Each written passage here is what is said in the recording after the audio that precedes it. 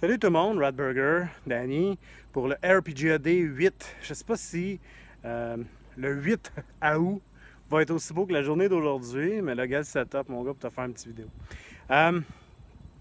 La question d'aujourd'hui, c'est comment on fait pour attirer plus de monde dans notre hobby?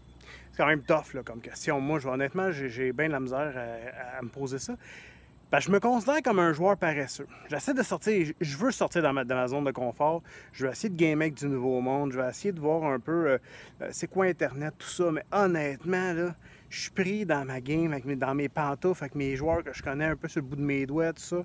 Puis c'est pas de mauvaise chose, parce que j'ai bien du fun avec mes gars. Je les aime. J'aime être avec eux autres, c'est mes chums, puis tout ça. Mais honnêtement, j'ai pas donné tant que ça pour recruter du nouveau monde. En fait, comme je te dis, j'ai l'impression que le hobby devient un peu un hobby vieillissant. Surtout ici au Québec, j'ai l'impression que les gars qui game, c'est des gars trentaine, début quarantaine. Moi, je suis en plein là-dedans. Là, j'ai 39 ans, puis j'ai commencé à gamer fin des années 80, là, dans... Premier jeu, c'était l'œil noir. L'œil noir avec un petit panel, t'achetais ça d'une petite boîte en plastique, c'était un peu ordinaire, le côté, comment c'était fait. Mais bon, quand on a eu bien du fun, là, je me souviens de certaines games, là, qu'on jouait chez un de mes chums dans un salon mortuaire, écoute, ses parents avaient ça, c'était délirant. Tout ça pour dire que je vais plugger de quoi? Je vais plugger de quoi que je veux plugger depuis un petit bout, là.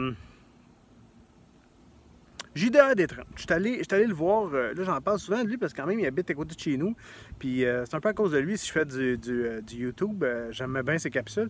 Puis j'aimais bien le gars, j'aime le gars dans la vie. Là, ça fait une couple d'années, ça fait 20 ans qu'on se connaît.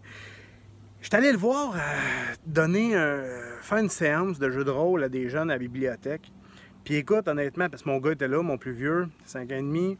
Puis j'ai eu du fun. Je te dis, j'étais à côté, puis j'ai ri. J'avais un sourire, j'étais pas capable de m'enlever le sourire dans la face. Je regardais aller, je voyais ça. Frank, c'est un animateur, il est bon, tu sais, tout ça, avec sa petite guitare, puis alouette. Puis tabarouette! Sérieusement, là, j'ai été épaté. J'ai été épaté, puis ça m'a ouvert les yeux sur le fait que, effectivement, il y a peut-être un avenir à ce hobby-là pour les jeunes, pour les enfants. Ce que je n'étais pas très sûr par le passé. Là, moi, ce que je vais faire maintenant, puis là, ce que je me rends compte, c'est que mes enfants vont probablement pouvoir aussi jouer à ça. C'est que moi, ma part que je peux faire pour amener ce hobby-là plus loin, écoute, j'essaie d'être positif, j'essaie d'amener du positivisme, j'essaie de faire le RPGAD, on a bien du fun en faisant ça, j'essaie de communiquer avec les autres, j'essaie de m'ouvrir un peu plus que je le faisais avant, que je vois un peu en silo dans mon coin, puis tout ça. J'ai pas mal trouvé les avantages de ce que ça pourrait donner comme façon de faire. L'autre affaire, et là, moi, ça honnêtement, je vais soit être très fier ou toi très frustré, là, ça dépend de ce que l'avenir va me dire. Mais mes enfants, je vais les initier à ça. J'ai gardé des romans, je veux qu'ils découvrent le monde fantastique, qui lâchent un peu les ordinateurs, qui lâchent les tablettes, puis tout ça, puis qui se garochent dans un peu un bon vieux papier, un crayon, un livre, tout ça. Des dés, puis tu as du fun avec tes chums, tu découvres un nouveau hobby.